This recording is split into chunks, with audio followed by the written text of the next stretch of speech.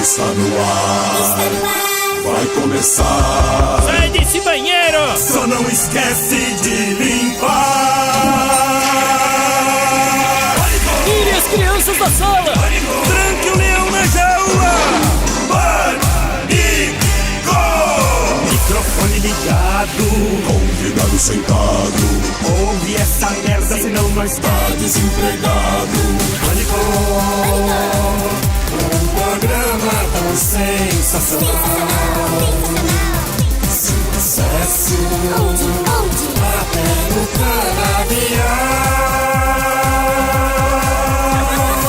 canavial. Nós ouve mesmo. Olá, meus queridos, tudo bem com vocês? Estamos de volta aqui na programação da Jovem Pan para todo o Brasil. Presença do nosso Robert aqui, o Lúcio Barbosa. É isso, Lúcio? Isso mesmo. Lúcio é ator? Sou ator. Ator mineiro? Ator mineiro. Uma ator de quê? Eu sou uma drag no teatro.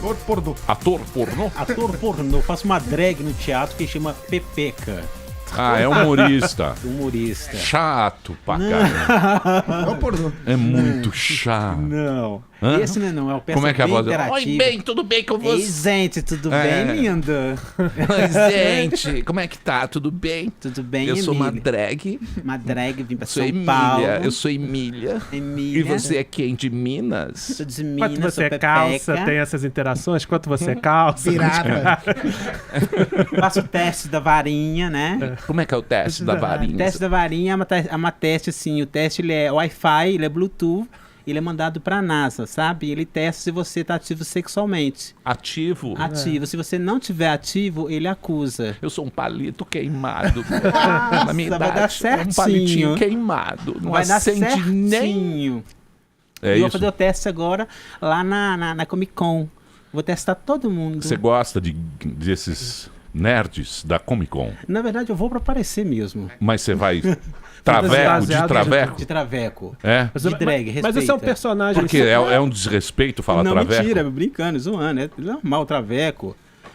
Todo mundo pergunta se eu sou gay, não sou gay, eu só Não, faço um traveco. Sim, entendi. Você se traveste, você tem um personagem Personagem. que você não tá feliz com você mesmo. Não. Você é um cara É uma triste. dupla personalidade. Isso, você ficou triste com a sua vida, É. a sua vida não foi pelo caminho, aí você se traveste e fica. Vestida para Na matar. verdade, a gente É, fala assim, vestida né? Que a para gente matar. coloca como ator, diz que sim, o cara tem uma vontade, né? Não é o meu caso. Vontade de quê? De De tostar? tostar a borda.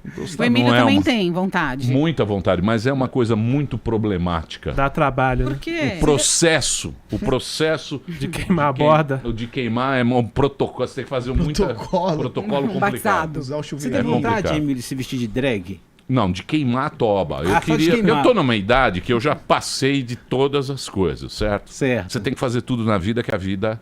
Daqui Sim, a pouco é eu curta. vou desta para uma melhor. Então você quer experimentar de tudo. Eu gostaria, mas eu tenho muito medo.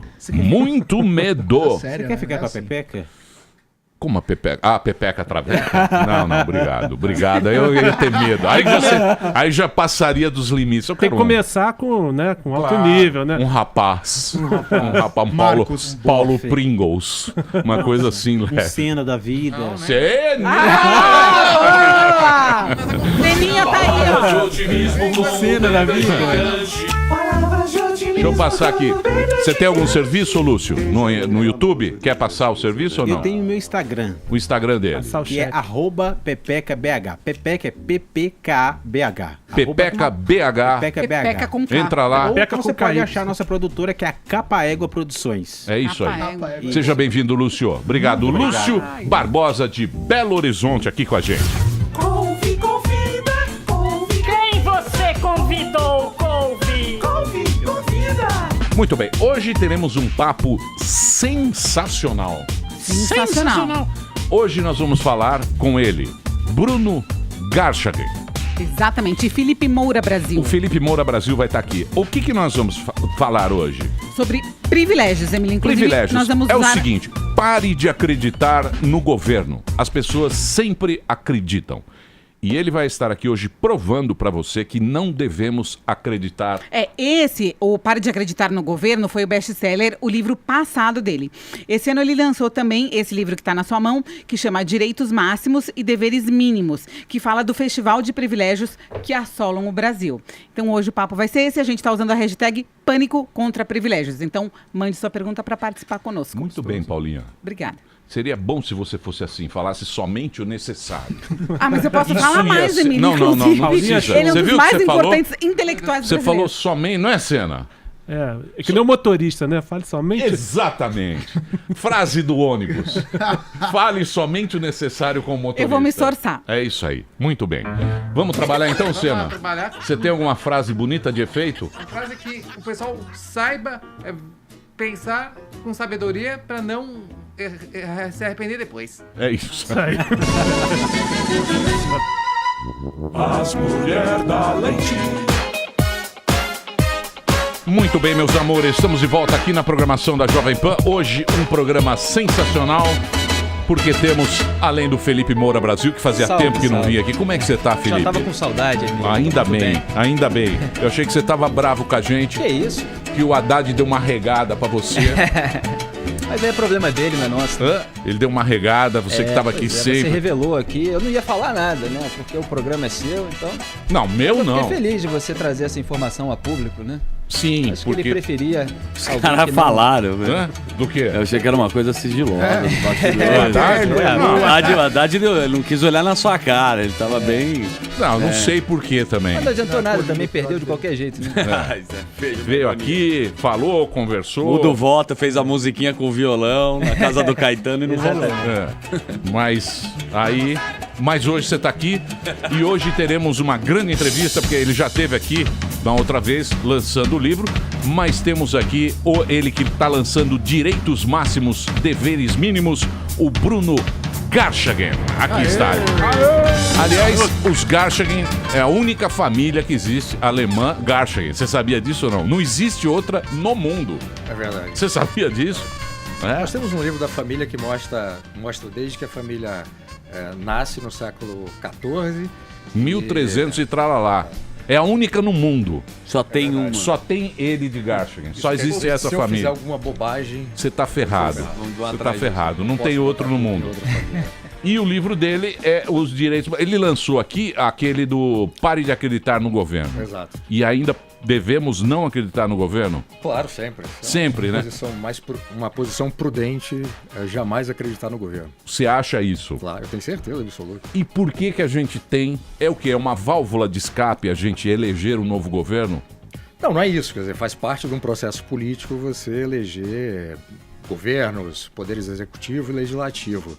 Mas essa coisa de não acreditar no governo é manter uma posição cética em relação ao governo, não achar que o governo é capaz de redimir a natureza humana, é capaz de fazer projetos grandiosos para mudar toda a vida em sociedade, esquecendo aquilo que foi construído durante uma história inteira de um país, né? Então, porque antigamente isso era dos deuses. Antigamente era o Deus que a gente rezava para o Deus fazer aquilo. Esse processo do homem ter todo esse poder é mais ou menos novo. Do homem ser o mandatário do poder. Não é tão novo, né? Quer dizer, você tem um processo em que a personificação do poder político, na figura do rei absolutista, por exemplo, se confundia, né? O poder político com o poder religioso. E depois, quando há, né, historicamente, esse rompimento, né, e há a separação entre igreja e Estado, é que esse poder político passou a ser não exatamente de um rei, mas de um político eleito. Aí você tem um processo de profissionalização da política. Então, por isso que eles se endeusam pra gente sempre acreditar quando você vai votar, quando você vai fazer o seu voto, você acredita que tudo vai melhorar, tudo vai ser melhor. Quanto pior um país for em termos de cultura política e relação com a política, né, quanto menos saudável for, mais essa sociedade tende a olhar um novo político, ou um político que já existe, como sendo o grande salvador, né? Então, algumas sociedades passaram já por esse processo E hoje vem a política como sendo apenas mais uma manifestação da vida em sociedade. Quer dizer, a política não tem tanta importância. No caso do Brasil, como o Estado brasileiro, representado por suas instituições, né, políticas, os 3 poderes, atrapalham tanto a vida em sociedade, a gente quer que o governo não atrapalhe tanto. Então a gente sempre tem a esperança de que alguém que entre vá resolver os problemas que mais nos afligem. É muito bom que você está falando, porque o questionamento foi o que o homem criou Deus. Quando Abrão ficou perguntando pra cacete quem era o rei, aí surgiu Deus. Mas quando você pergunta demais, você acha que o governo não quer que você tenha muita informação também, né? Quer que a gente seja uma manobra de massa, que quanto menos informação pra gente é melhor. E como que a gente busca essa informação ou populariza ela? Bom, mas aí não é exatamente o governo como uma entidade abstrata, né? Tem que saber quem é que está no governo, qual é o partido que está no governo. Se há grupos políticos baseados, fundamentados em determinadas ideologias que têm como instrumento, né, de alcançar o poder e depois para preservar o próprio poder que conquistou, né, fazer com que a população fique refém do Estado por um lado e seja imbecilizada por outro, infantilizada também, né, por meio de políticas públicas, né, que deixam a sociedade dentro de uma armadilha, isso acontece. Aí não dá para falar de um governo como se fosse uma coisa abstrata e como sendo uma característica que se prolonga durante toda a história, né? Mas vamos para os partidos, então. Então, mas por exemplo, o poder. Sempre você vai tomar o poder e você tem que se manter no poder. E é através disso, de deixar o povo imbecil.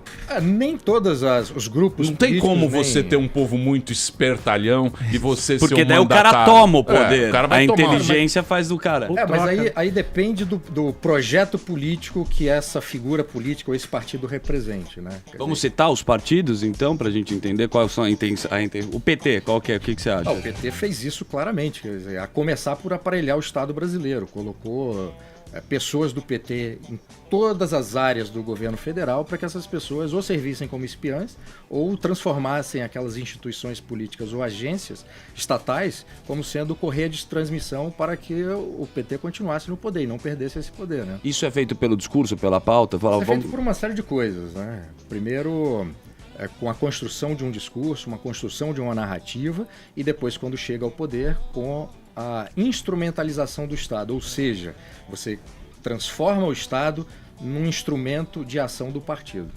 E Bruno, todas as políticas públicas são orientadas nesse sentido. Então, as políticas públicas destinadas a ajudar pessoas mais pobres, por exemplo, não é por amor aos pobres, né? É para garantir que se tenha um grupo da população que fique refém daquele grupo político. E Bruno, agora em janeiro, mês que vem, já vai começar o novo governo do presidente Jair Bolsonaro. O que um governo, e especificamente o governo do Bolsonaro, pode fazer para que o Estado atrapalhe menos o indivíduo? Fazer de tudo que esteja ao alcance do governo para deixar de atrapalhar, ou seja, revogar todas as normas, burocracias, leis que fazem com que hoje o Brasil inteiro, né, do mais rico ao mais pobre, seja uma vítima do Estado. No primeiro livro eu até brincava que há um momento da vida de todo brasileiro que a gente tem que tomar uma decisão muito grave.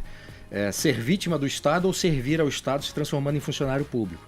E é uma armadilha muito ruim, porque ao mesmo tempo que o Estado atrapalha a sociedade como um todo de produzir riquezas, né, por meio de legislação, burocracia, carga tributária, por outro lado, se coloca para a sociedade como sendo o melhor empregador em várias áreas, pagando salários mais altos, estabilidade, uma série de privilégios. E isso é uma coisa muito cruel, porque muita gente que poderia estar fazendo coisas ótimas na iniciativa privada vai para o governo para se beneficiar de todos esses incentivos criados. E do ponto de vista das políticas públicas para ajudar os pobres, acontece um outro problema. Como o país não enriquece, não é? Essas pessoas pobres que saem da condição de pobreza com uma ajuda específica não conseguem nunca se libertar de um Bolsa Família, por exemplo, porque o lugar onde mora não consegue prosperar. Então essa pessoa está condenada a ficar permanentemente sendo auxiliada pelo governo. E uma pessoa sendo auxiliada pelo governo, ela tende a ter uma relação de gratidão com esse governo. E obviamente vai votar em todos os candidatos que esse partido lançar para a eleição. E entrando já no tema do primeiro capítulo do seu livro, quer dizer, quais são os seus critérios para distinguir direito e privilégio?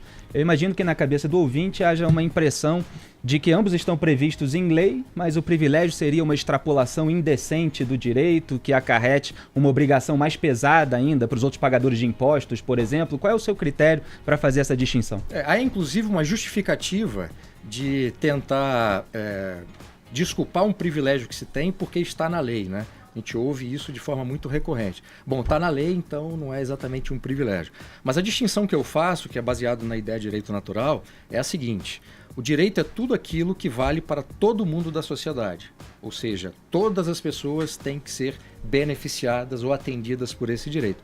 O privilégio é aquilo que, por meio de uma norma estatal, atende determinados grupos da sociedade. Quais são esses grupos mais privilegiados? Quais são esses grupos? Tem vários, né? Desde mas quais que você... judiciário, no meu livro... o meu livro tem duas partes, né? Uma parte, quer dizer, tem essa primeira parte que é esse esforço de definição para mostrar o que é direito e privilégio, para não ficar também uma discussão completamente louca e perdida, né? A segunda parte eu trago um conjunto de privilégios que eu reputo simbólicos dentro do Estado, ou seja, que favorecem políticos, poder executivo, legislativo e judiciário. A terceira parte do livro eu faço uma coletânea de também privilégios simbólicos que estão na sociedade, desde carteirinha para estudante até subsídio setorial para grupos econômicos. Então, mas isso é difícil porque, como é que você vai eleger quem vai ter mais privilégio, quem vai ser mais privilegiado? Porque ninguém é igual. Certo? O ser humano não é igual, né? O mínimo que você tem que falar, qual vai ser o mínimo, a renda mínima do ser humano? Renda mínima? Não, você tem que... como é que você vai... Você tem que partir de um princípio, não é isso? O que é? 2.500 calorias? O que nós precisamos? Não, mas tem que partir de um princípio. Bom, porque, por exemplo, funcionário público, eu acho que eles são muito privilegiados, mas deve ter sido... Eu não sei. Eu sou meio burro nesse caso, sou meio ignorante, mas eu acho que foi Brasília, né? Porque quando o Juscelino fez Brasília para atrair o cara, ele teve que aumentar muito o salário. E aí, como o salário tem que ser igual, não sei também. Posso estar falando uma puta bobagem aqui. Mas hoje, se você pegar o gasto do governo, aposentado, funcionário público, a gente trabalha para eles. A gente trabalha para funcionário público, que tomou conta. Desde Fernando Henrique, desde essa turma, é o que mais se gasta, né? Esses são privilegiados. São também, né? É importante esse esforço de definição para dizer o seguinte: olha, direito é tudo aquilo que atende a todo mundo, privilégio é aquilo que atende grupos específicos da população. Obviamente que esses grupos que estão dentro do Estado, judiciário, legislativo, executivo, Tribunal de Contas, Ministério Público Federal, Ministério Público Estadual, todas essas pessoas que estão ligadas diretamente ao Estado são privilegiadas de alguma forma, seja por meio de auxílio moradia, auxílio terno, auxílio educação, auxílio escambau. Todas essas pessoas têm esse tipo de privilégio porque esses privilégios não estão disponíveis para todo mundo, né? Eu não tenho direito ao auxílio moradia, o Felipe não tem, você não tem. Então, porque atende esses grupos específicos, né? Se trata de privilégio. Aí tem uma outra discussão que eu acho que está dentro da sua pergunta, é o seguinte: existem privilégios dentro da sociedade, mesmo sendo privilégios que estão justificáveis? Aí na parte final do livro eu inicio essa discussão dizendo que determinadas sociedades vão escolher manter determinados privilégios porque acham que esses privilégios são importantes. Dá um exemplo, o Bolsa Família, por exemplo. Se o Bolsa Família atende pessoas que atendem determinadas condições, então só atende aquele grupo. Ou seja, é um privilégio. Mas esse privilégio, ele é visto pela sociedade como algo que deve ser feito. Portanto, é um privilégio justificável. É o contrário de um auxílio moradia, por exemplo, para um juiz que mora na cidade e tem um imóvel próprio. É escandaloso. Tem privilégios que são justificados também que ficaram anacrônicos, né? Por exemplo, pensão para filha de militar. Tinha uma justificativa de guerra, né? Alguma coisa nesse sentido que hoje já não faz mais sentido, porque a mulher não trabalhava muito na época, a mulher era mais... pensão para filha solteira, né? Isso cria incentivos muito ruins, né? Porque você tem várias filhas de militares que não se casaram legalmente para poder manter esse tipo de privilégio. Aliás, o auxílio moradia está em discussão nesse momento, porque o Poder Judiciário está planejando regulamentá-lo inclusive foi uma contrapartida em relação ao aumento salarial dos ministros do STF, que indica o teto do funcionalismo público. Então, quando você aumenta, tem um efeito cascata, porque aí outros servidores passam a ter direitos a certos penduricalhos. Então, a sua opinião sobre o auxílio moradia é que ele não deve existir? Não, um juiz no Brasil já ganha o suficiente para pagar a própria moradia. Escandaloso. É escandaloso. E tem o caso dos parlamentares também. Inclusive, durante a corrida eleitoral, Jair Bolsonaro foi criticado por usar a verba do auxílio moradia, mesmo tendo um apartamento em Brasília, mas aí ele alegou que pagava o IPTU e as despesas. Usava por um motivo quando nobre. foi confrontado pela repórter, falou que usava para comer gente, foi muito criticado em relação a isso. Mas, enfim, é um privilégio, né, na sua visão, que atende a todos os parlamentares e que também não é justificado, não. tanto quanto no Poder Judiciário, não. Não, nenhum auxílio, nenhum desses auxílios que existem e beneficiam membros do Executivo, Judiciário ou Legislativo são justificáveis sob qualquer ponto de vista. Aliás, o meu país ideal, o parlamentar, o presidente da República ou o membro do Judiciário tinha que pagar não só o próprio aluguel, como conta de energia, luz e aluguel também do gabinete. É ridículo a gente ter que pagar tanta coisa para esse pessoal. Porra, Brunão, que vontade de pegar Se querem trabalhar, Aí não vão tem trabalhar vantagem. Mas aí não tem vantagem nenhuma. Mas aí vai entrar na política quem quiser fazer alguma coisa, né? Não é para se aproveitar das benesses do cargo, né? A verba de gabinete para um parlamentar no Brasil é um negócio escandaloso, né? Um monte de assessores. Daí a gente paga passagem, paga celular. O cara tem muito benefício, motorista, gasolina, passagem aérea. Vai tomar banho. Só de secretário parlamentar são 25, né, para deputado. Então, cada deputado tem direito a 25 secretários parlamentares, seja em Brasília ou no seu estado de origem. 25? Pois é. Uma secretária, né, foi motivo de polêmica durante a corrida eleitoral, lá perto de Angra dos Reis, que o Bolsonaro tinha. Mas todos os deputados têm direito a 25. É óbvio que é um exagero. Eu sou contra também, Bruno, imagino que seja. Então, mas isso vai mudar com bolsa? Então, tem que ter esse debate justamente para que mude essas regras, porque são gastos públicos que muitas vezes são dispensáveis. Inclusive, muitas vezes esses secretários não prestam um serviço em que a gente veja um desdobramento que resulte numa emenda parlamentar, por exemplo, para aquela região onde o secretário atua. Muitas vezes é cabide de emprego para a companheirada do parlamentar, né? É verdade. Às vezes acontece você trocar, né? Como você não pode contratar um parente, você contrata o parente do seu colega e o seu colega contrata o seu parente. Então esses cargos acabam também servindo como moeda de troca política. Agora, mas é escandaloso. É escandaloso um presidente da República ter um palácio para morar. Pô. Nossa monarquia acabou, infelizmente, em 1889. Não tem sentido mesmo. Você parar pra pensar friamente, por que o cara tem, né? Acabou, né? Se quiser morar lá, vai. Mora num flat, pô. Pera aí, pô. Não tô exagerando. Eu não posso concordar com vocês. Ele não pode morar? Tem que ter. É a mesma coisa. Por que o Itaú tem aquele puta prédio? Por que a gente tem uma bandeira? O Banco Itaú.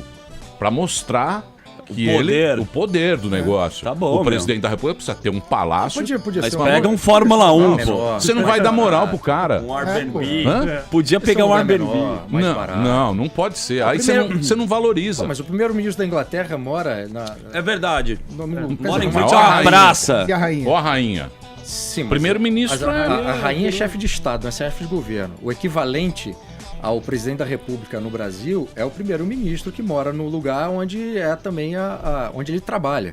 E no Brasil nós temos um lugar para o presidente morar, um lugar para o presidente trabalhar e um lugar para o sujeito passar o fim de semana e fazer churrasco. Você acha? É benefício e burocracia. É isso que acontece com o Brasil. Não concordo com você. Você quer, tem que ter o Air Force One.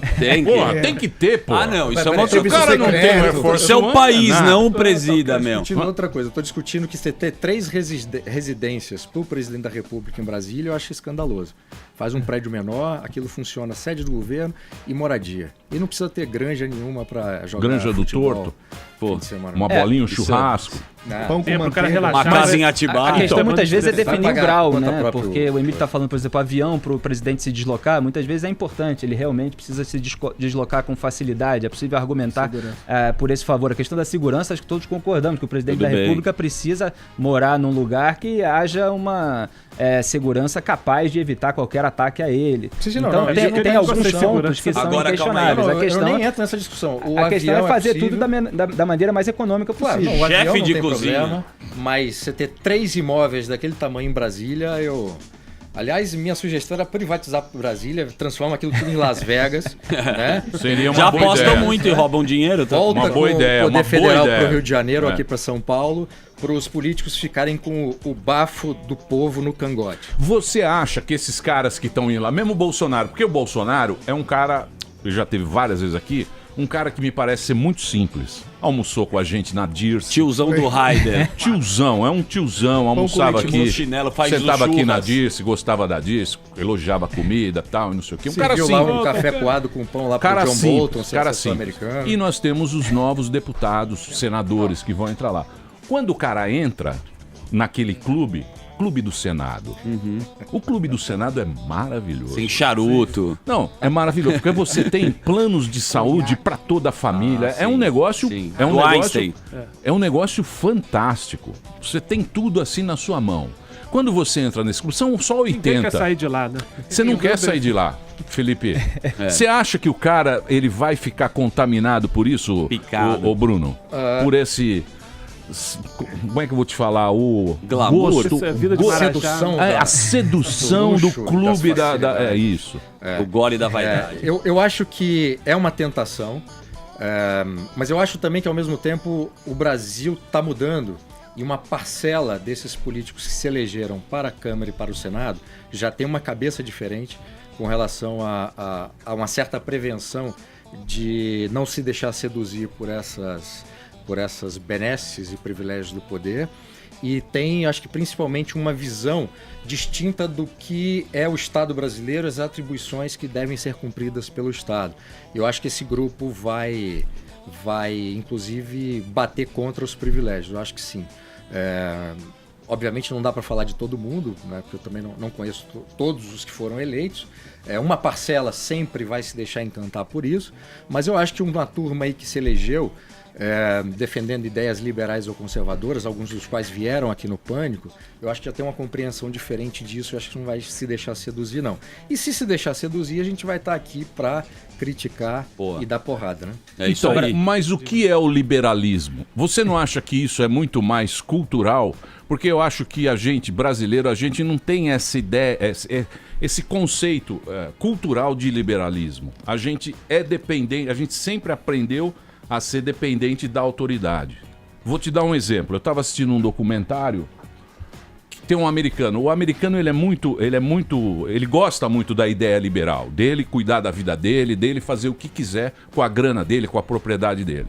E o cara, ele tinha um posto de gasolina quando passou o Katrina, aquele Furacão. Isso, ali em New Orleans, ele tinha um posto de gasolina na estrada. E passou aquele furacão, destruiu o posto dele, os poços de petróleo que tem ali no Golfo do México. Esse cara falou, eu tô ferrado, o que eu vou fazer? Ele começou a produzir biodiesel. Ele foi pesquisar e falou, vou fazer o biodiesel para eu ter combustível aqui para servir. Foi lá, fez uma plantação, contratou alguém para fazer a plantação e hoje ele faz biodiesel, ele é o cara que produz biodiesel. Isso que eu acho que é um cara que tem a ideia liberal. Ele resolveu o problema dele.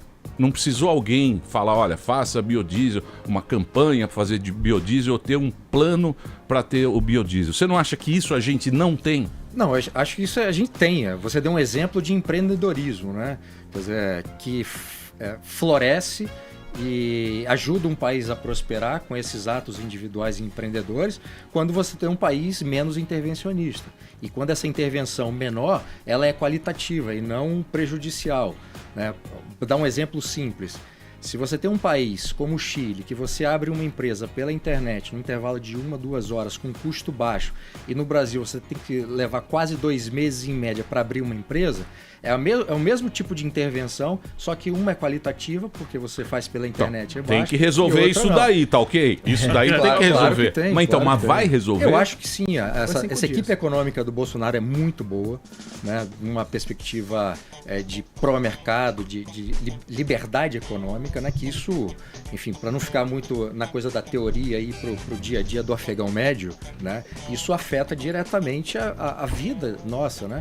Quer dizer, o preço da comida que você compra no mercado vai ser menor, porque tem menos burocracia, a carga tributária é menor E o sistema tributário, eu espero que mude, não continue sendo esse manicômio tributário. Outro dia eu até ouvi uma frase engraçada dizendo que no Brasil o que existe em termos de sistema tributário não é nem manicômio, porque no manicômio o sujeito consegue fugir, né? E aqui desse manicômio brasileiro a gente só consegue fugir se for para outro país mesmo, né? Mas acho que sim, essa equipe do governo é muito boa, criaram uma secretaria específica para cuidar da privatização, por exemplo. Tem gente muito capaz lá dentro. Paulo Guedes. O Paulo Guedes, nesse caso da privatização, vai ser o empresário Salim Matar, mas isso está tudo dentro do guarda-chuva do Ministério que será comandado pelo Paulo Guedes, né? E tem pessoas muito boas que sabem quais são os grandes problemas do Estado brasileiro e tem soluções, que eu acho que é mais importante. Obviamente, a gente está falando tudo de forma muito hipotética, né? Uma expectativa baseada na qualidade que essas pessoas que compõem o governo, no Ministério da Economia e outros, mas eu espero que se confirme. Você acha então que não é um impulso religioso ter esperança ideológico no governo? Não é um impulso. Não é Deus acima de tudo. Depende de Deus que forma... acima de tudo. Não é. Não é. Depende de que forma que você de se relaciona com o governo. Se você acha que o governo deve ser o grande protagonista da vida social, política e econômica, que o governo deve resolver sua vida, que o governo é capaz, né, de transformar um Brasil para melhor, aí você está entrando na esfera religiosa. Sim. A posição o impulso, né, a sedução, isso tudo, né, que é perverso, porque a esfera religiosa ela tinha que estar destacada dessa parte política, mas de qualquer forma a posição mais sensata, né, que um brasileiro deve ter é o seguinte: o governo não deve atrapalhar. O que o governo tem que fazer para não atrapalhar? Remover todos os obstáculos que foram criados pelos governos anteriores e fazer com que o Estado deixe de ser tema de conversa, o Estado deixe de ser tema de reclamação. O Estado seja representado pelas suas instituições, algo que a gente lembra de vez em quando por algum tipo de incômodo. Eu lembro uma história contada por um historiador inglês, cujo nome me escapa agora, mas ele dizia que até o início do século XX, na Inglaterra, o inglês médio só lembrava que existia um governo e a coroa quando ia colocar a carta no correio, porque o serviço postal era da rainha, e quando comprava o uísque, porque vinha um selinho lá dizendo que aquele uísque tinha sido by appointment to Her Majesty the Queen. Né? Só isso. O resto não tinha, ele nem pensava que existia governo. Isso obviamente cria uma cultura individual de relação do cidadão para com o Estado. E eu acho que a gente está vivendo essa mudança, né? Nesse momento, eu acho que uma parcela da sociedade brasileira já não vê mais o Estado como sendo esse grande protagonista e tem feito um trabalho muito importante de divulgar essas ideias, de entrar para a política também. Acho que o resultado desse ano já foi um exemplo disso. Vai precisar muita mudança, né? Que Porque aula, o Brasil, Vamos falar das no mudanças. ranking mundial está em 176 em facilidade de abrir empresa, né? Então é muito difícil mesmo. Muito bem. Olha aqui, ó.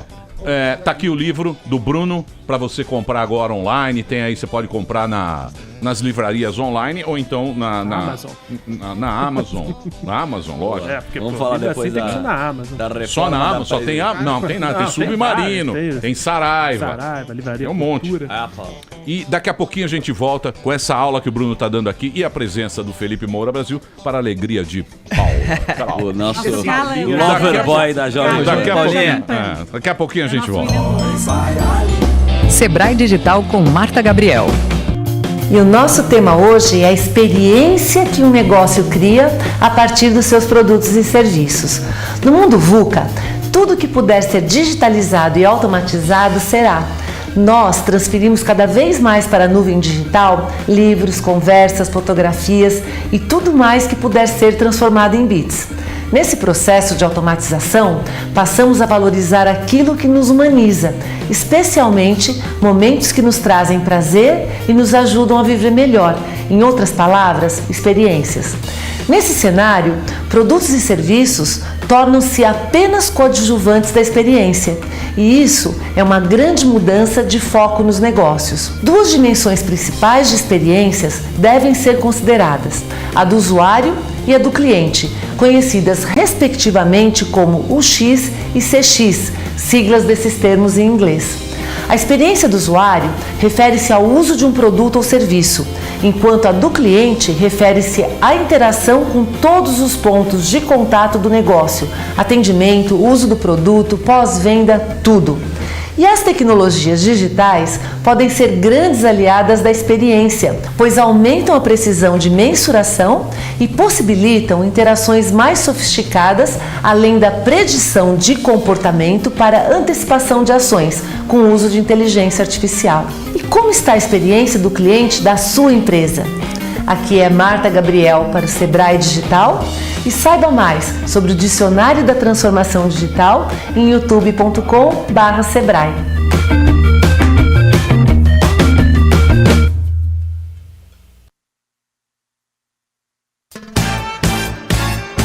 Muito bem, meus amores. Muito obrigado pela grande audiência. Também temos aqui Blog do Pim, hoje. Como ele tem fã. Como você tem fã, hein, ô Felipe? Você é lindo, né? Mina Carlos Olha, Andreasa está enciumadíssimo. um abraço pro Andreasa também. Não vem tá não, no Paulinho. auge da carreira Não queira dele. criar intriga aqui, não. Não Ele venha que me fazer mandou o WhatsApp. Sônia Abrão. Temos aqui hoje a presença do nosso querido Bruno Garchagen. Ele está lançando mais um livro, Direitos Máximos, Deveres Mínimos, que está aqui em minhas mãos para você comprar. Por quê? Porque nós temos muitos privilégios, ou seriam direitos? Toda conquista social, o que seria ela? Um privilégio? Um direito? É muito difícil a gente saber. Nós temos direito a ter remédios? Nós podemos ter remédio? Nós temos um sistema de saúde que obriga o Estado a nos fornecer medicamentos grátis. Está no pai dos burros. Todos têm direito à saúde, à educação e à moradia. Ou seja, o Estado aqui é um pai. Só queria saber onde eu pego minha casa. Pera aí, Paulinha, por favor.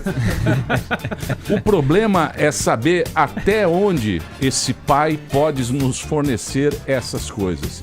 E aí que tá, porque bolso é um presidente que vai ter que fazer reforma, nós vamos ficar muito putos, gente. Nós vamos ficar muito chateados com o bolso. Vai ter que, né? Esse é que é o problema, meu querido Bruno. Hã? Vai. Esse é que Glória é o a problema. Deus. Glória a Deus. Glória a Deus. E agora? E agora? Aí vai vir os discursos pobres, não tem remédio. Todos têm direito a remédios caríssimos. Pois é, pois é. E Quem essa paga a é conta? um exemplo até interessante assim, de uma discussão que inverte o problema. Porque se todo mundo, por exemplo, tem direito à saúde e ter direito a remédios é para todo mundo, ou seja, é um direito, e você não consegue, o Estado é incapaz de dar remédio para todo mundo, para usar o seu exemplo, seria preferível, do ponto de vista econômico, para atender as pessoas que precisam, privilegiar só aquele grupo que realmente precisa e dar remédio só para esse grupo. Boa. Aí você não cria uma estrutura que atenda toda a sociedade, né? O SUS é um exemplo desse. Cria um sistema monstruoso que, no fim das contas, beneficia de forma direta quem trabalha para o SUS. Porque quem precisa do SUS mesmo, enfim, dependendo da cidade onde mora, é muito complicado. Eu posso falar por experiência própria, porque eu não tenho um plano de saúde. Eu sou usuário do SUS, eu sei do que eu estou falando. Mas o SUS, enfim, é um sistema gigantesco para atender um país do tamanho do Brasil, essa quantidade de pessoas, e seria mais interessante que o SUS, né, esse direito à saúde, deixasse de ser um direito para se transformar num privilégio para atender de uma maneira com uma infraestrutura menor, para atender melhor e de forma mais eficiente as pessoas que realmente precisam do serviço. Pois Bruno, não. as pessoas vivem reclamando dos privilégios dos outros, né? Mas muitas vezes esquecem os próprios privilégios. Talvez um que seja bastante comum entre o nosso público, inclusive, que você aborda no livro, é a carteirinha de meia entrada para estudantes. Qual é a sua visão sobre isso? É privilégio, né? E como privilégio, nesse caso, não faz muito sentido, até porque eu cito um estudo aqui no meu livro que diz que quem paga meia entrada, no fim, não está pagando meia entrada. A informação que tem é o seguinte: quem paga o preço cheio, né, o preço total, está pagando boa parte da meia entrada. E quem paga a meia entrada, na verdade, está tendo um desconto de pouco mais de 30% do valor do ingresso. E você cria uma série de incentivos ruins para dentro da sociedade, um dos quais a falsificação de carteirinha. Sim. A quantidade de estudante de cabelo grisalho que se vê na fila do cinema apresentando carteirinha. Mas já a meia do idoso. Hoje tem também. E isso até eu acho que mudou um pouco, mas uns 20, 30 anos atrás isso era mais flagrante, né? Mas de qualquer forma é um privilégio, né? E é um privilégio cuja justificativa é um tanto estranha, porque diz o seguinte: bom, vamos privilegiar o estudante para pagar menos, porque afinal o estudante não tem dinheiro. Mas quem paga isso é o pai do estudante, não é o estudante. Né? O estudante não tem renda, né? E, no fundo, é um privilégio que se estende para o pai, porque é ele que pagará a meia entrada, que na verdade não é meia entrada. E você cria também outros incentivos para o empresário que faz show, por exemplo, já construir o preço da meia entrada como sendo o valor da cheia. E já joga lá para cima, joga né? lá para cima para Já poder... Então, passou a ser comum lá no Rio de Janeiro. Eles dobram o preço e oferecem meia entrada para todo mundo. Exatamente. Então, mas por que isso distorce? Porque tem esse FIES também, que parecia ser um negócio legal, mas como a coisa vai andando, o negócio parece ser legal, uma lei que parece ser legal. Por exemplo, estudante. Estudante precisa ter acesso à cultura e não sei o que, né? O princípio foi esse. Então paga meio ingresso, vai assistir o espetáculo, tal, não sei o que, não tem tanta grana, você... Na teoria, faz parte da formação do estudante. Isso. Você oferecer cultura pro cara e tal. Mas quando vai acochambrando o negócio, a gambiarra que faz essa coisa. É que nem o SUS. Tem lugar que é bom. Tem município que funciona. Ele funciona. Com a mesma grana do outro, um funciona, outro não funciona. Por que isso? É o brasileiro que tem essa mentalidade de fazer uma gambiarra para ganhar mais? Não, mas aí, no caso do SUS, tem municípios que são pequenos, né, e conseguem atender a sua própria demanda. Mas às vezes quando um município é o centro de uma região maior, por exemplo, que é o caso da minha cidade, Cachoeiro de Itapemirim, no Espírito Santo, que é um polo da região sul inteira. Então o SUS de Cachoeiro acaba absorvendo a população praticamente toda que precisa do sistema de saúde e não tem nas respectivas cidades, né? Ou não tem tão bom. Então isso é um problema. O negócio do FIES que você falou, esse financiamento, a ideia é boa e não é privilégio porque está disponível para qualquer estudante atendendo os critérios. O problema que se criou com o FIES foi o governo oferecer crédito barato como se não houvesse amanhã e como se a conta não fosse ser paga depois. Então um monte de gente se endividou e quando se formou o governo já tinha destruído a economia, não tinha emprego.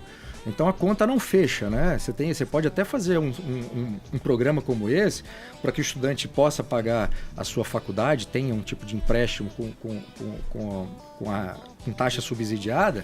O que você não pode é ficar estimulando, né, o estudante ou o consumidor de forma geral por meio de incentivos econômicos artificiais por meio do Estado e fazer com que o país se endivide sem que esse país consiga prosperar ao mesmo tempo. Senão a conta nunca vai fechar. Perfeito. Você passa uma segurança com esse blazer, viu, Bruno? Eu queria abrir uma... impressionante. Queria abrir uma planilha de Excel aula, com né? você. É uma aula. É uma aula. Um dos problemas que a gente vive não é o quanto a gente ganha, é quanto a gente gasta, né? Exato. Aí eu vou tocar a reforma da Previdência. O que você acha? Previdência, desculpa. Reforma da Previdência ela tem que ser feita, né? Quer dizer, não é nem questão de ideologia ou de opinião. Se essa que está aí para ser votada é a melhor, nem acho que seja. É possível fazer outros tipos quer dizer, outras alternativas. Mas essa é a que está aí e a gente não sabe ainda porque há informações conflitantes por parte da equipe do Bolsonaro. Se vai encampar essa que existe, se não vai. Estão segurando. Vai ser fatiada a reforma. Mas as informações, cada semana tem uma informação diferente. Então não dá para saber. O Paulo Guedes defende desde o início um sistema de capitalização. Isso é culpa do Felipe que não aceitou seu porta-voz. Que ele foi chamado. Ele foi chamado, não. Você foi chamado. Não vem aqui. Agora você tá humildade. Felipe parece filho do Bolsonaro. Eu acho muito errado isso que o Bolsonaro tá falando. Porque uma hora o Dudu fala, aí outra hora o Paulo Guedes briga com a repórter da Argentina. A Joyce falta alguém para centralizar a comunicação. Sim, não, exatamente. Então, ele não aceitou, falou, tô muito bem. Ele falou, tô bem no antagonista e na Jovem Pan, chupa Bolsonaro. Chupa Bolsonaro. A gente perde um jornalista fantástico. Não, mas o Pânico tá me pagando uma fortuna. Isso também. É importante. Grande privilégio. Não, você devia organizar essa bagaça. Essa bagunça aí. Tá muito bagunçado esse negócio. Tudo bem, ainda vai... Nem entrou. E você vê que os caras já estão cobrando um negócio que nem começou. Não é? O governo do Bolsonaro não começou. A gente já tá. Tanto que a política virou assunto, né? Todo mundo esqueceu que o Temer é presidente, né? Ninguém lembra mais. O Temer tá doido pra acabar logo. Existe também uma grande preocupação com o futuro Congresso Nacional, né? Eles estão fazendo análises, avaliações sobre o pensamento dos novos parlamentares para ver o que eles estariam dispostos a fazer passar. O Paulo Guedes, evidentemente, tem uma proposta que é mais dura, como era, aliás, originalmente a proposta do governo do Michel Temer. O Bolsonaro tenta dar uma amaciada, para usar uma palavra que o Paulo Guedes usou durante a campanha, e é isso que o Paulo Guedes tinha dito, né? Eu vou propor medidas medidas duras, o presidente vai dar uma amaciada, o Congresso vai dar outra amaciada, vai sair algo diferente daquilo que eu propus, mas se sair algo melhor do que já existe, né, então é melhor para o Brasil. Mas aí não é a gambiarra ou é assim que a coisa tem que ser feita? Não, em geral sempre foi assim que aconteceu, né? A questão é que é preciso haver sim uma comunicação eficiente. Inclusive hoje um jornal fez uma entrevista com vários ex-presidentes e outras autoridades, e o Fernando Henrique Cardoso está para dar dicas ao novo ministro da Fazenda, né, que está sendo chamado também de ministro da Economia. E o Fernando Henrique fala justamente nisso. É preciso convencer as pessoas, convencer a sociedade de que aquilo é importante para que os parlamentares comprem essa ideia e acabem aprovando, né? Então precisa haver, de fato, uma persuasão, como o Bruno está fazendo aqui, da importância de se aprovar uma reforma da Previdência para apertar os cintos aí nas contas públicas e o Brasil ter capacidade de governo. Se não fizer nenhuma reforma, não vai ter dinheiro para pagar a aposentadoria de muita gente desse lado, que é uma, duas gerações. Mas tá aí, ficando velho também, né? O Brasil também tá ficando velho, né? Mais velho. Eu sei, mas você não viu na França lá? Os caras foram lá, quebraram tudo, o cara regou. O Macron deu uma regada lá no imposto. Não adianta quebrar, não, porque isso aí você tem duas contas para pagar. Você vai pagar o valor do prejuízo que foi destruído e vai pagar a conta da Previdência. Então, destruir as coisas... Previdência que está quebrada. Que já está quebrado. Então, não adianta, tem que fazer.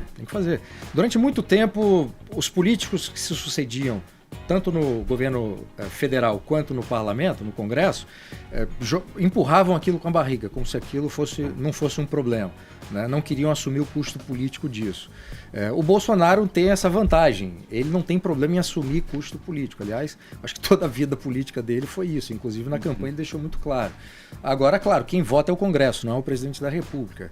Eu acho que tem uma base, não só do PSL, mas de parlamentares que foram eleitos, que concordam que é preciso haver uma reforma, que vão ajudar o Bolsonaro nessa aprovação, enfim, dependendo da proposta, obviamente, mas numericamente eu acho que essa turma que poderá ajudar o Bolsonaro a aprovar uma reforma da Previdência é numericamente inferior daquelas que podem criar problemas. E aí, foi o que o Felipe falou, a comunicação e a forma como o governo federal vai lidar com esses parlamentares, já que abandonou ou promete abandonar essa velha política, né, do presidencialismo de coalizão, de toma lá da cá, troca de cargos, vamos ver como é que essa estratégia do Bolsonaro vai se sair na prática. PSDB, você acha que vai com o Bolsonaro ou vai se dividir em relação à reforma da Previdência? O PSDB tá morto. Bicho. Já era. Mas ainda tem alguns. Mas ainda nada. O numérico caiu muito, mas ainda pode ser né, fiel da balança ali. Né, talvez o PSDB, nesse esforço de continuar a existir, pode escolher aquela agenda que o Bolsonaro propor para apoiar e, de alguma forma, vincular essa própria agenda com os governos anteriores, especialmente do Fernando Henrique. E aí colar a imagem para tentar depois construir ou se reconstruir dentro do parlamento. Isso sim, então vai fazer um tipo de jogo político, né? Jogo no bom sentido, de apoiar aquelas pautas que acha que deve apoiar. Você tá animado? Você tá animado? Tá empolgadão? Você tá empolgadão? Vamos lá, 2019! Eu sou um conservador, eu não fico empolgado com política. Você não tá animado? Abriu uma chama. Não, mas estudioso da política. Mas então, não é uma coisa... Eu achei legal pelo seguinte, porque deu uma mudada. Uma reformada. Isso é outra coisa. Então, mas se você partir desse princípio, que deu uma mudada, uns caras que você não conhece, uns milico, eu estou aqui com ele, me parece ser uns caras que manjam da coisa. Mesmo o astronauta que a gente ficou tirando sarro. Não, tiramos muito sarro do astronauta. O astronauta, o cara escolheu o astronauta. Irmão, ele tem alguma coisa, ele manja. O astronauta manja do negócio ali. O astronauta, quero até ele trazer... tem green card, pô. Não, o astronauta me parece ser um cara... O Marcos Pontes. Me parece ser um cara que manja do negócio, nessa pasta dele, de ciência e tecnologia. Eu vi uma entrevista com ele, uma entrevista muito boa, se tudo que ele disse ali é verdadeiro, né? A formação que ele tem, de cursos que fez e tudo mais. E me impressionou também o discurso, né? Um discurso direto, com início, meio e fim, muita clareza linear, que deseja fazer e muito claro dos desafios que vai enfrentar e do que é preciso individualmente, do ponto de vista político, para vencer e superar o que o que precisa ser superado, né, na pasta dele. E onde a gente tem que ficar esperto com o governo, que é aqui pra gente não acreditar mesmo, pra gente ficar ligeirão com essa turma aí? Eu acho assim, Onde é o a gente tem que questionamento? ficar esperto com qualquer governo, mesmo aquele que a gente apoia. Certo. Pra quê? Pra ter uma atitude, que eu acho que é a atitude mais sensata a ser feita. Se o governo está fazendo alguma coisa que é benéfico para a sociedade, cara, vamos apoiar.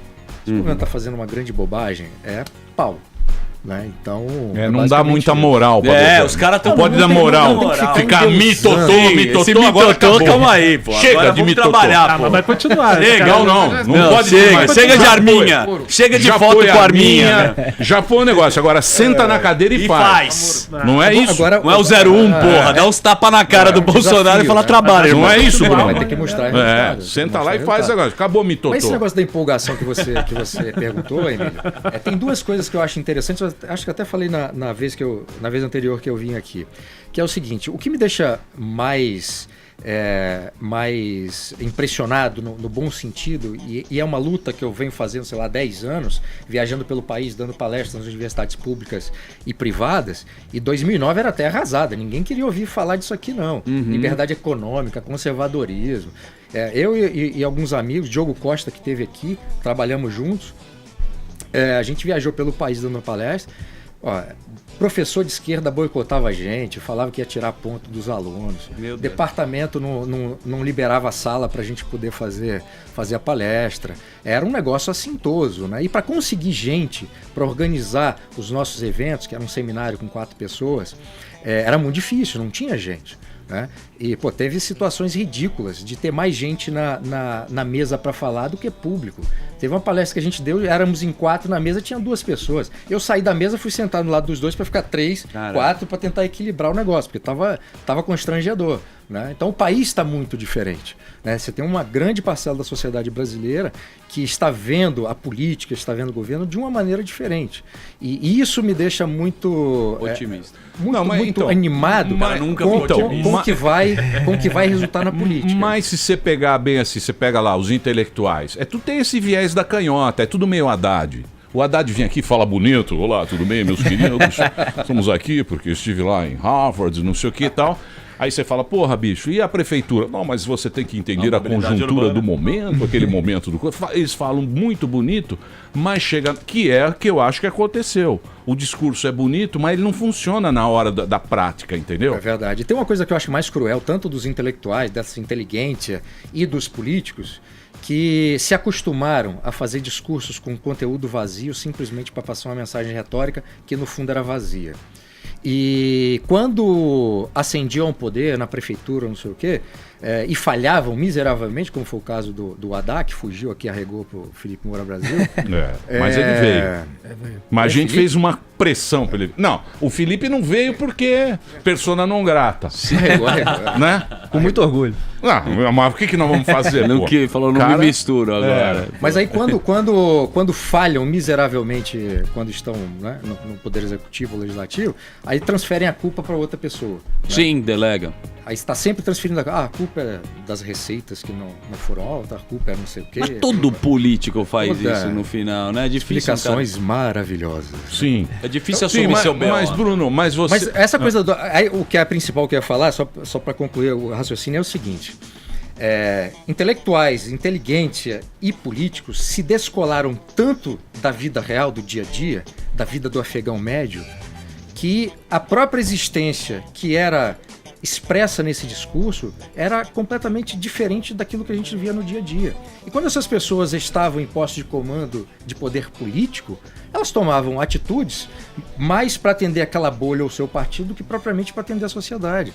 As pessoas não sabem o que está acontecendo no dia a dia, não conversa com o afegão médio, não sabe, sequer teria capacidade de entender o que as pessoas no dia a dia conversam. Né? Então esse pessoal está descobrindo agora que o Brasil existe, né, que não está fechado dentro dessa bolha, e tem muita gente horrorizada com isso. Né? Você abre os grandes jornais, os jornalistas todos horrorizados, porque descobrindo que os brasileiros pensam de determinada forma, muito distinta daqueles que esses intelectuais e jornalistas e esses políticos pensam.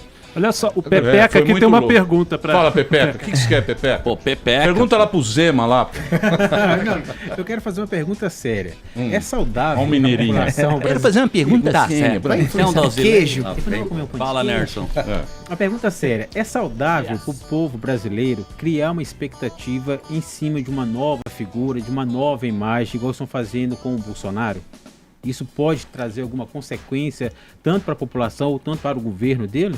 Eu acho que traz mais para o governo. Quer dizer, é natural e é perfeitamente racional que o início de um novo governo faça com que crie expectativas na população, né? Especialmente depois de passar 12 anos na mão do PT e esse período de transição aí do Temer. Então, é natural que exista essa expectativa.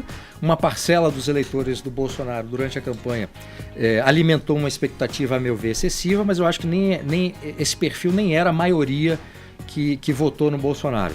E, portanto, isso é racional e é natural. O grande problema de se manter essa euforia da eleição é que se o governo começa a falhar, a adotar medidas equivocadas, rapidamente essa euforia, essa animação com o novo governo, ela se transforma numa desilusão.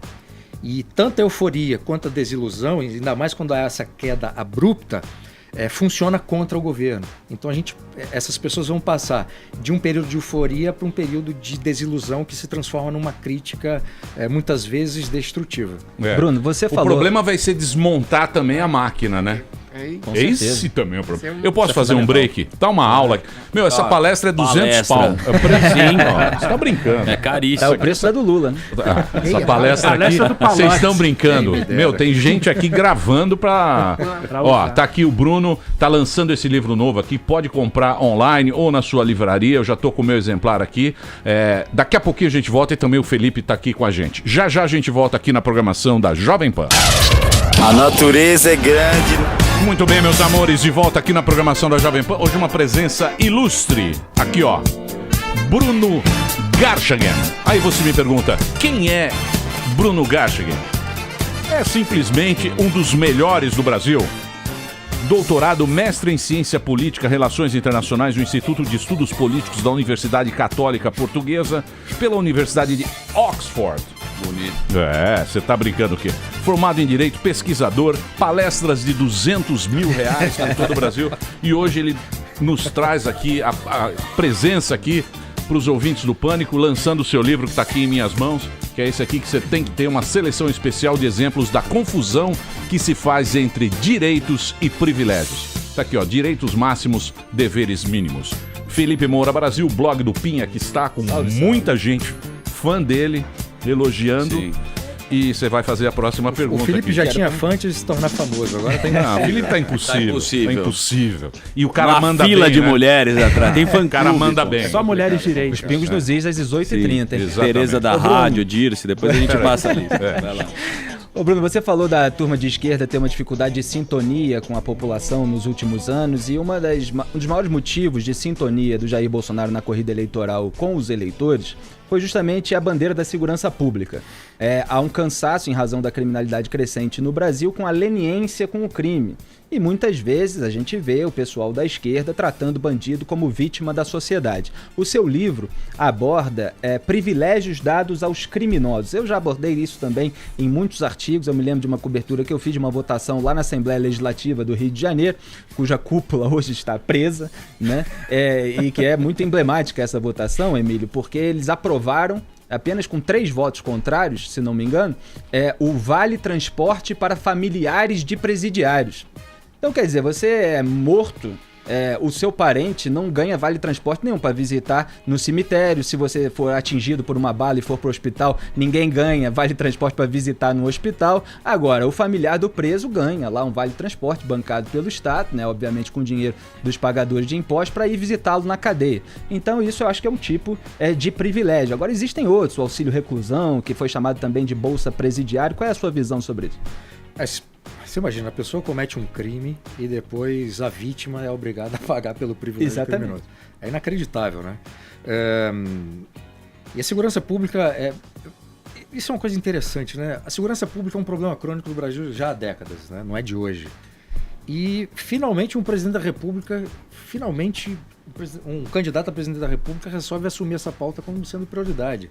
Quer dizer, é escandaloso que tenha passado tanto tempo e só agora um candidato, e que acabou se elegendo, tenha manifestado a indignação do homem comum. Aí vai a explicação daquilo, desse descolamento, né, dos políticos e dos intelectuais, enfim, desses ativistas, com o que acontece no dia a dia na sociedade. Eu trago alguns privilégios, né, tem um subcapítulo que é dedicado aos criminosos, e eu falo da saída temporária, trago histórias horrorosas de criminosos que cometeram crimes bárbaros durante a saída temporária e depois voltava para a cadeia como se nada tivesse acontecido. Na Bahia aconteceu um caso brutal de um sujeito que saiu nessa saída temporária, assaltou uma médica, levou o carro, a médica estava com um bebê de colo no carro, foi até um lugar ermo, né, fora de Salvador, tentou estuprar a médica, não conseguiu, a médica conseguiu sair, o sujeito entrou no carro, a médica estava fora do carro, com um bebê dentro do carro, ela parou na frente do carro para poder pegar a criança, né, naquele desespero, o sujeito passou por cima da mulher e fugiu com o carro. E depois abandonou o carro com a criança. A sorte é que os policiais militares, policiais rodoviários federais, eu acho, passaram lá e conseguiram resgatar a criança. Pô, que Mas história. um crime bárbaro desse jeito cometido durante a saída temporária, né? Outros exemplos que eu dou, o indulto de Natal. Quer dizer, a gente está numa discussão desse negócio do Temer, o STF julgando esse negócio. Pediram vista, né? Indulto de Natal é brincadeira. O sujeito comete um crime, qualquer que tenha sido, e não cumpre a pena. Aí o presidente da República tem um poder de absolver, né? E eu acho que até cabe uma discussão jurídica se não há uma interferência de um poder no outro. Né? Porque que eles estão discutindo lá, né? Os velhinhos estão... É inacreditável. E dois outros exemplos de vários que eu trouxe é o da maioridade penal, que eu acho que é um privilégio para o criminoso menor de idade. E aí você tem uma coisa, muitos traficantes, muita gente tem usado crianças, né? Há muito tempo isso, na verdade. Já há muito tempo. Usando adolescentes que estão abaixo, né, da maioridade para cometer crimes, porque ou serão soltos ou cumprirão aquelas medidas socioeducativas e tal. Então você cria um incentivo para que o bandido adulto use os adolescentes e as crianças para serem instrumentos de um crime. E outro privilégio que eu acho que o criminoso do Brasil tem é a proibição do trabalho forçado. O artigo 5º da Constituição, num dos incisos, diz que é proibido trabalho forçado no Brasil. E se obrigasse um preso, né, condenado, a trabalhar contra a sua própria vontade, entraria nesse artigo.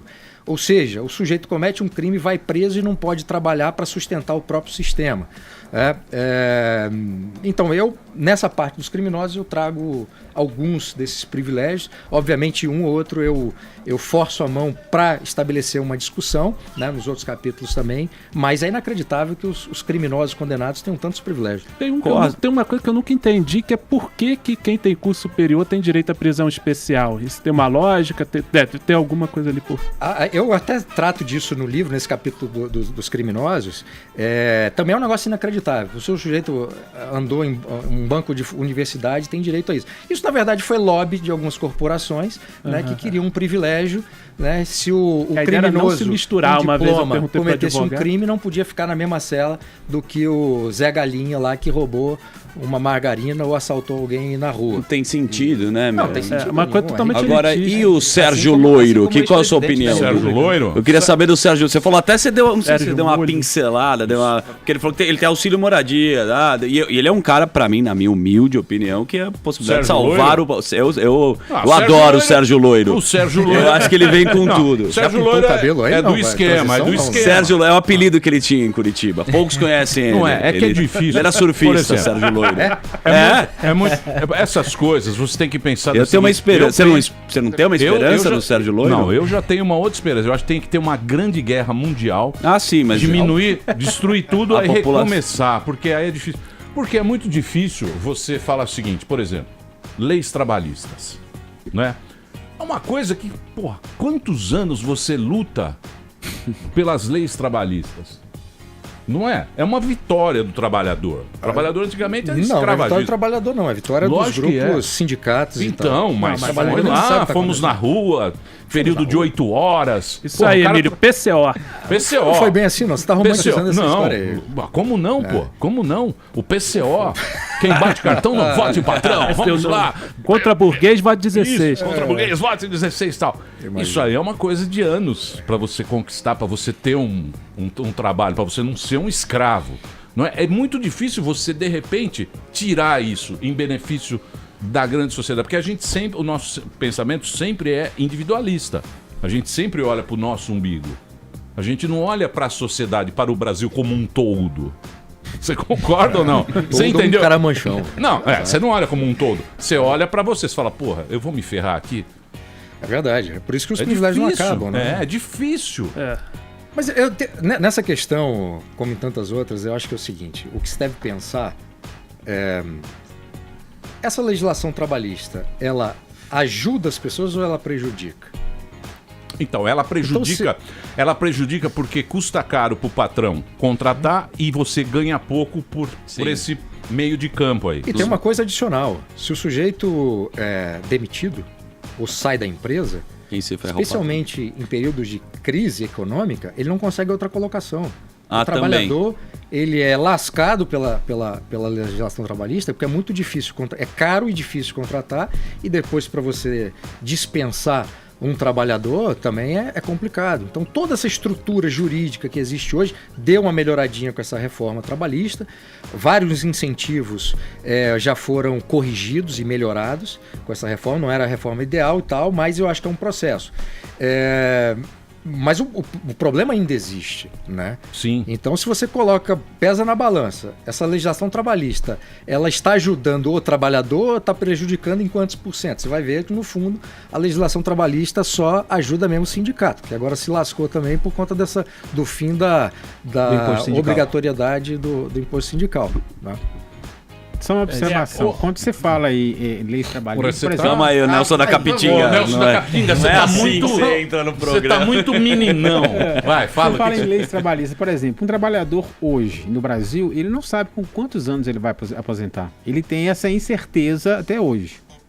Né? Sim, mas e mesmo se ele tem direito, ele não sabe se a Previdência hoje vai Exatamente, ele não sabe se a haverá. Previdência vai aprovar a aposentadoria dele e tudo mais. Então, assim, fica complicado hoje em dia trabalhar no Brasil de formas legais, né?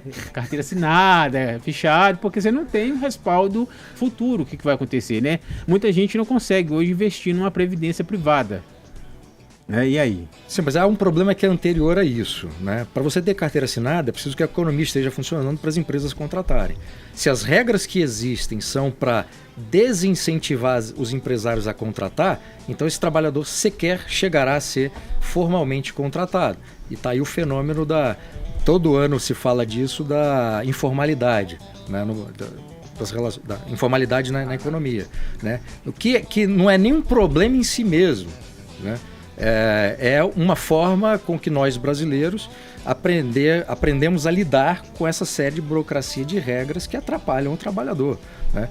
E tem uma coisa que é preciso ficar clara, assim: trabalhador é todo mundo que trabalha.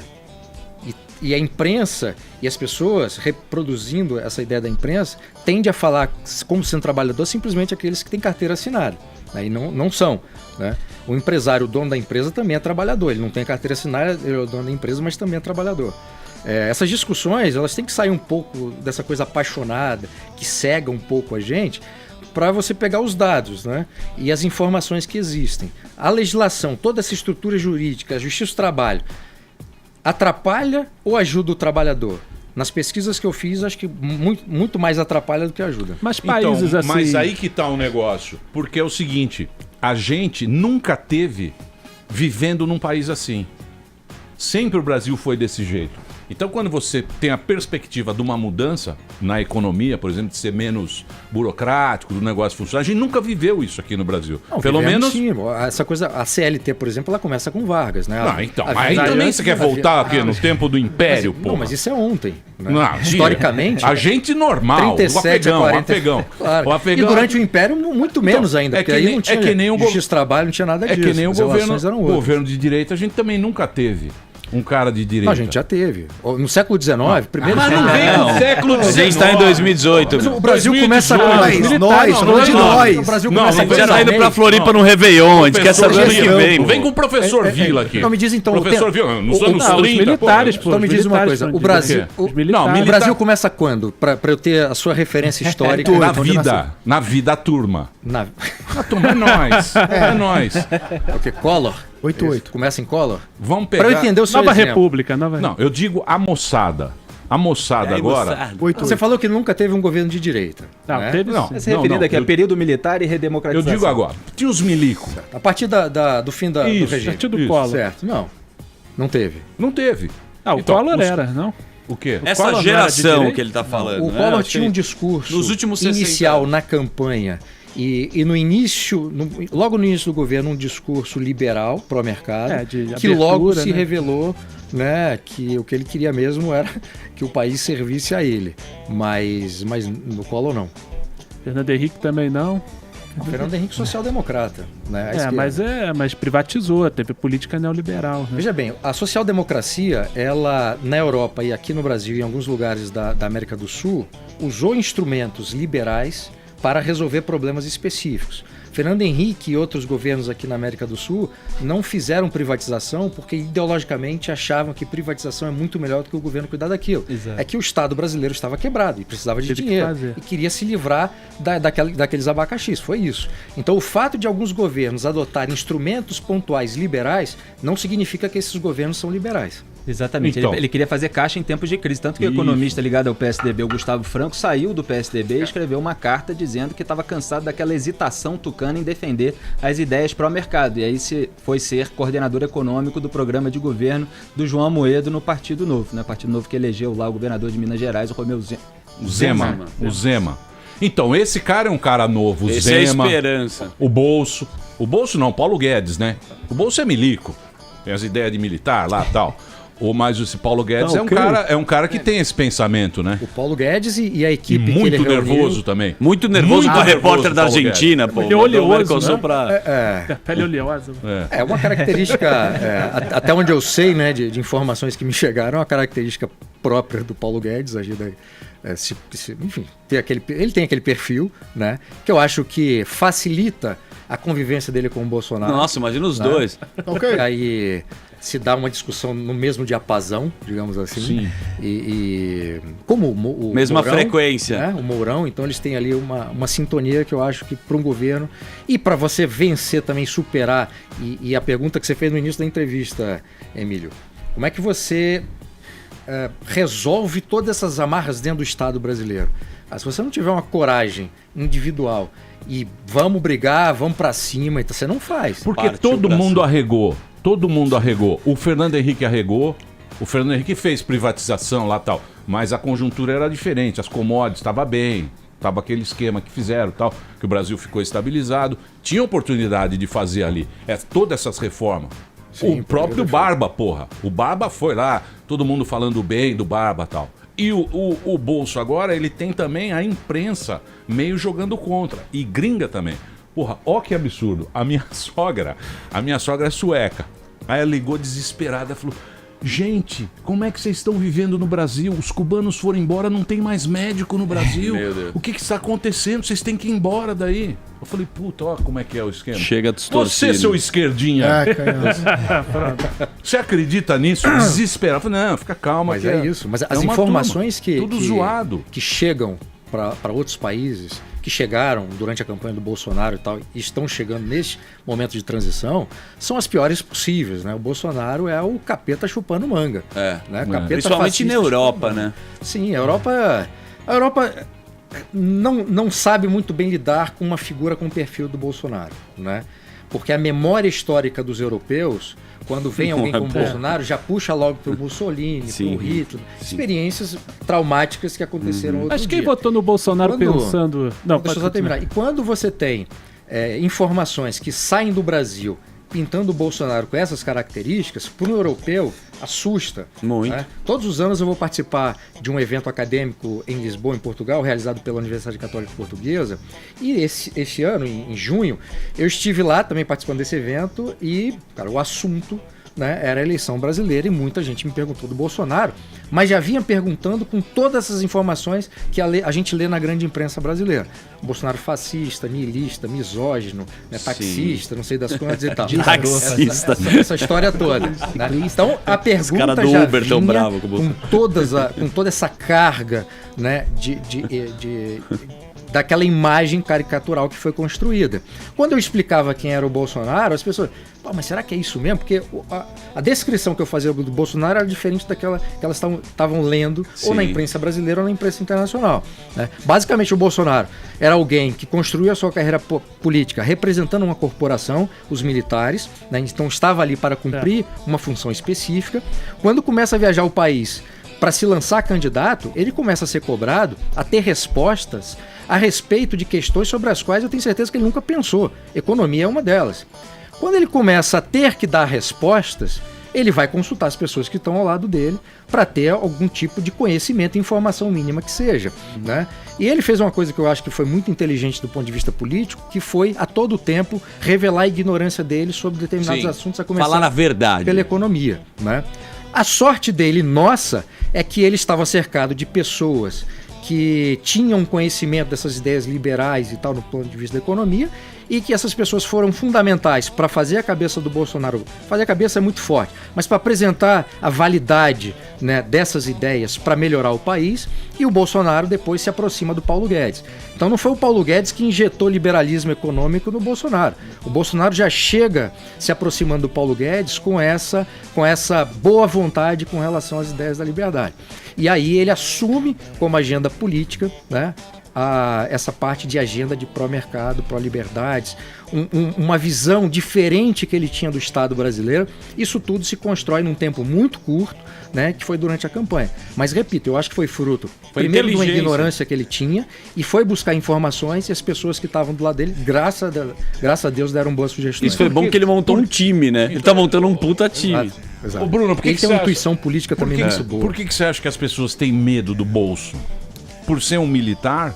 Não. Ou porque foi pintado? Declarações antigas dele. Não, eu acho que foi a Declarações forma como ele se também. comportou. Aquelas super pop lá, aquelas... Acho que ele falava no super pop. Ele falou Eu acho umas que a forma como ele se barbaridades. comportou, os embates que ele teve no parlamento, aquelas coisas mais pesadas, a Maria do Rosário e tal, e todas essas histórias também são apresentadas, só a reação que ele teve e não o contexto inteiro. Isso ajuda a criar uma narrativa. As entrevistas... Editado que aquilo, ele... né, da Maria do Rosário, Sim, né? Não, mas ali, a reação dele isso é uma coisa. Nós políticos que somos, nós, Bruno, políticos experientes na minha vida anterior, então, nós éramos europeus. Claro, agora somos europeus. Políticos europeus. Claro. Nós sabemos, nesse momento, que um deputado, por exemplo, pro Bolsonaro, quando ele viu o Jean Willis, ele falou, opa, é esse aqui. E o Jean Willis, quando vê o Bolsonaro, fala, é esse aqui. E esse me fortalece. Claro, oposição. porque o voto... antagonismo. Isso, exatamente. Ele fala, porra, esse cara é o cara que eu vou pra eu ter os meus votos. Entendeu? Então, sempre que você pega um cara assim que é mais... tem um pensamento, vamos chamar radical, ele pega o outro, um vai alimentando o outro. Mas quem votou no Bolsonaro... Mas tem uma coisa antes, que é o seguinte, durante todo esse período no parlamento, entrevistas que ele deu muita canelada, ele falou muita bobagem, ele reagiu de forma destemperada várias vezes. Felipe Moura Brasil aqui e no programa dele já falou várias vezes dos casos do Bolsonaro e tal. Não dá para eximir o Bolsonaro da construção que ele fez da própria imagem, né? Então, muito dessa imagem que foi construída, que ele tem hoje, que tentou se colar várias coisas que ele não era, foi facilitado por isso que ele próprio fez, né? Equívoco dele. Então não foi do nada também. Mas teve muita gente que votou no Bolsonaro justamente por gostar desse lado autoritário, desse lado mais fascista dele e tal, acreditando nisso, né? Esse pessoal vai se decepcionar muito no governo dele, porque tá esperando, vai sair matando bandido na rua, pô, não tá começando isso. Eu não saberia dizer se, quer dizer, a quantidade de pessoas que votaram em Bolsonaro por essa razão. Acho que ou por a primeira aquela, base dele, né? depois não dá para saber. Segurança pública, eu acho que é um tema que você pode dizer o seguinte: todos os eleitores do Bolsonaro concordam que é preciso fazer alguma coisa. Não, o mundo concorda. O Brasil inteiro. Mas eu estou escolhendo um assunto que eu acho que todo esse universo que é preciso ser mais plural firme nesse sentido. De eleitores. E a gente não sabe qual parcela do eleitorado, por exemplo, gosta daquela firmeza, daquela contundência, mesmo com excessos, né? Exatamente. E prefere do que a leniência, no caso. Exatamente. Quer dizer, não concorda com os excessos, mas vê aquela firmeza e prefere em relação àquele discurso que eu falei de o bandido ser vítima da sociedade. Quer dizer, tem uma parcela também ali no eleitorado que vê assim, pelo menos de acordo com as conversas que a gente tem nas ruas, né? Não tem aqui uma capacidade de mensurar isso. É verdade. Você mora num país em que mais de 60 mil homicídios por ano, isso é mais mortes do que 5 anos de guerra na Síria. Quer dizer, é uma situação absurda num ano. E aí os políticos, os intelectuais, jornalistas e tal, quando falam, colocam como prioridade cuidar dos criminosos, dar direitos aos criminosos, e não falar que o criminoso tem que ser preso, julgado, condenado e cumprir a pena inteira. Então inverte a prioridade e fica aparecendo para a sociedade que está todo mundo, toda a classe política, querendo sobrepor o criminoso à sociedade. Vem o Bolsonaro e coloca coisa Tem que matar esse não, bandido. Não é nem tá isso. ok? Mas tem diz, que matar olha, o bandido, o tá ok? criminoso tem que ser tratado como criminoso. Vagabundo. Nem vou chegar nessa coisa do matar e tal, mas o criminoso tem que ser tratado como criminoso. Que pra gente é uma coisa muito óbvia, né? Pro afegão médio, você vai conversar com qualquer um na rua, o criminoso cometer um crime tem que ser preso. Ele não pode ser apontado, né, a priori como sendo alguém que precisa de cuidados. Ele cometeu um crime. Ele assumiu a responsabilidade de cometer um crime. Então, Mas tem muita gente que acha que vai se Tem que moralizar encerrar. mais. Eu tenho que encerrar, infelizmente. Pô, se quiser mais é 200 pau, meu. Você entra lá no site. Você tem o site ou não? Você tem rede social? Tenho. Eu tô no Twitter, Bruno Garchag, no Facebook, Bruno Garchag, meu canal do YouTube lá, opiniões, análises políticas sob uma perspectiva conservadora. O Bruno lembra um pouco o Mion, tô vendo aqui. O pai do Mion. A senhora assistiu. Lembra um pouco o Mion da política. É o Mion da política. Você podia fazer um... Ele é bodybuilder. Já falaram que o Caio Coppola é o Coppola? direito universitário. Coppola, então, mas agora... Porque agora, o que acontece? A gente agora tem uma direita universitária. Né? Glória a Deus. Direita festiva. Não tinha, né? Não. Direita caviar, sempre caviar, não é? A direita, ela estava adormecida. Como o Vesúvio. Tava adormecida. De repente apareceu. O Coppola é um representante da direita universitária. Muito inteligente. Coloca bonito. Não é, mas tá aparecendo essas pessoas que a gente não conhecia. São dois últimos grandes movimentos recentes. O sertanejo universitário e a direita universitária. Coppola é o nosso representante. Menino Mas Cacá. isso tudo eu acho que faz parte desse momento histórico fabuloso que a gente vive, Emílio, que não tem nada a ver com o governo, a sociedade brasileira. Tá acordando. O gigante acordou. Descobriu que o governo existe, que atrapalha. E estão procurando ideias outras que não aquelas que estavam aí e que se resumia a ser de esquerda. É isso aí. Mudança sempre a gente fica apreensivo, mas sempre é bom, né? E tem que ter um país plural, né? É isso aí. Obrigado, viu, Valeu, Bruno? Bruno. Sempre é muito legal. Pô, espero que você volte mais. Prazer, Sei que você é um sempre. cara muito ocupado, sempre tá dando palestras aí, mas muito legal.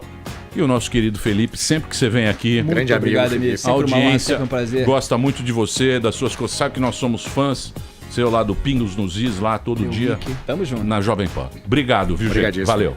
Nós vai ali, volta, nós só. Muito bem. Recebi aqui um recado de Merval. Merval, tá. Quem é o Merval? Você conhece o Merval? Você não sabe quem é o Merval. Você conhece o Batman, Aquele não conhece? Então você não conhece o Merval. Merval. Que Conhece o descascou Merval? a... Você não conhece o Merval? Val Pereira Júnior? Quem é o Merval? Aquele que... Hã? Quem é o Merval? Não sei aquele comunicador. Globo News. Ah, sim, Merval. Peraí. Quem é? Ah, tá, o ator pornô? O ator pornô. Ligou, elogiou muito o programa. Foi de altíssimo nível esse programa. Obrigado. Ah, G1. É isso. Tá lá no G1. Hein, Senna? É pra poucos, né? Vambora? Vamos lá. A cena. Ou vocês querem ficar, Senna? Não, tem que Olha o aproveitar. Pepeca aí, ó. Pepeca quer divulgar show. Puta, Pepeca, você tá se tornando... Daqui a pouco não virou um PT na gente. Muito amigão, Pepeca. Vai, fala aí, Pepeca. Não só beijo, cacete, é lindo. Tá. Ai, Amanhã estaremos de volta ao meio-dia aqui na programação da Jovem Pan. Amanhã teremos a presença encantadora e ilustre de... Quem cena? Surpresa. Convidado surpresa. É que nem no show de stand-up, quando a gente coloca convidado surpresa, é porque não tem a pessoa ainda. É que eu esqueci. Tá na caixa. Eu esqueci. Não, o mas cara do- amanhã ao meio-dia a gente tá de volta. Tchau, tchau, valeu. É um dog, né? Mas já terminou? Terminou! E eles não desistem! Já terminou, vamos acabar. Já está na hora de encerrar. Pra quem já almoçou, pode aproveitar e sair pra cagar. Acabou mesmo! Acabou! Acabou mesmo!